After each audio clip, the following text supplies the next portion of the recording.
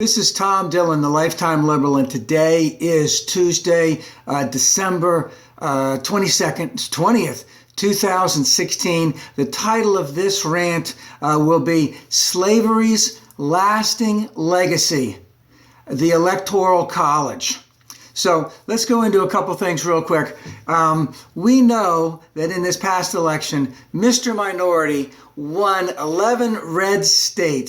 14 small red states, and won out of those 14 small red states 66 electoral votes. And that represented 26 million people in those 14 small states. Whereas California, which has 55 electoral votes, 11 less than those 14 small states, has a population of 37 million people, 11 million more people than those 14 red states. But the 14 red states had 11 more electoral college votes than California. And remember, in California, Hillary won California by more than 4.2 million votes. So it's pretty astronomical that California, which if it was a country, would I think be the sixth largest country in the world,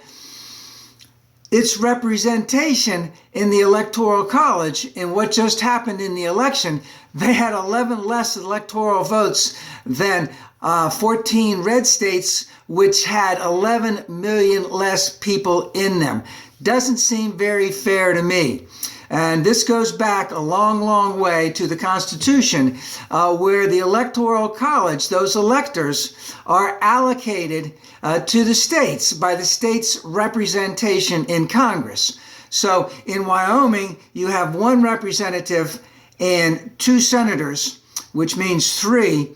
And while as in California, I don't know how many representatives they have, 30, 40, plus two senators. So in Wyoming, in the Senate, you have the exact equal amount of representation with Wyoming as you do with California. So Wyoming, in essence, has 3.6 times, let's just say, the buying power, the firepower, the voting power of California. And again, it doesn't seem fair to me that this is the way our elections should be run. But again, this was what was written into the Constitution. Now remember, something else was written into the Constitution. That was the 3/5 clause. And the 3/5 clause basically said that a black man who was a slave in the southern states, who couldn't vote, who only was represented by his white slave owner from a technical standpoint, got 3/5 of one vote in the elections. So for every 100,000 black men, let's say in North Carolina, that represented 60,000 votes that the North Carolina got to use for their electoral college. And again, those black people, they didn't get representation. They didn't get squadouche. They just got a lot of genocide committed on them. So, but what can we do now? So I don't think our friends on the other side are going to want to do anything about it in any way, shape, or form. A constitutional amendment, etc. Now, we do have 11 states, I'm pretty sure they're all progressive states, and the District of Columbia, who comprise about 165 electoral votes, have made a commitment that when they reach 270, that when they have enough states that sign up with them for this, that when they reach 270, that they will always commit their electoral college voters to the popular winner of the entire country and not just to their state. Now, of course, again, that is mostly Democratic states, so to speak, blue states, so to speak. But the thing is, we don't really have that kind of time to spare anymore on this. If this was a parliamentary system, the winner of the election would be running the entire country because they would win everything. They would get the majorities, and they would have let's say in England, the House of Parliament, the House of Lords, and the Prime Minister. We're not that, so but that's the way it is done in other countries. Now, the thing is, we don't have that type of time to do it. We have global climate change, which is going to be one of the biggest issues in the next 4 years. We can't really rely on Mr. Minority to take care of the United States in that time frame.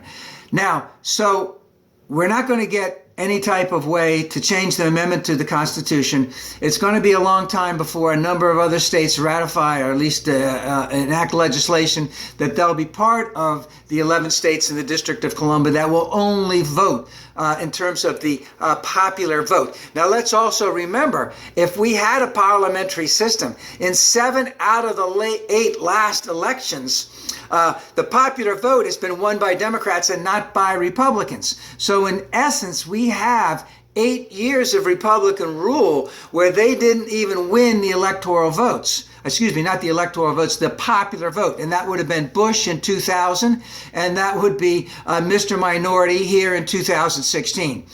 So all I can say to my friends on the Democratic, on the progressive, on the liberal side, it is time to get mean, to get dirty, to get nasty, to get brutal. Because let me just tell you, and you know this for a fact, that if Mr. Minority had happened, if the roles had been reversed and Mr. Minority had won 3 million more votes, and that there was a foreign intervention, which they would have called an act of war. They're not saying that now, of course, and an intervention by the FBI, both of which negatively impacted the election, and then, let's say, through the election to Hillary Clinton, they would be raving lunatics. They would be raving maniacs all over the place. Stolen election. And remember, as soon as that election in 2000 had that problem going on, there was, let's just call it a goon squad that went down there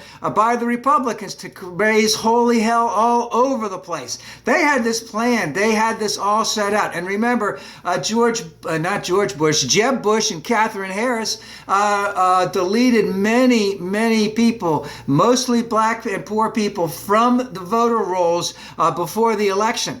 So, it is time for the Democrats to get mean because we need to do to the Republicans the same as what they are doing to us. And that means all day, every day, political warfare on its highest level, without any type of physical harm, of course. But it has to be all day and every day, and it needs to start right away. And every single thing must be brought to the attention to the American people that Mr. Minority did not win the popular vote by a spectacular margin. And without that foreign intervention and the intervention of the FBI, there is no way that he would be president. And this was a tainted election, and we need to start looking about how to make it more fair for all Americans, let's just say especially our brothers and sisters in California.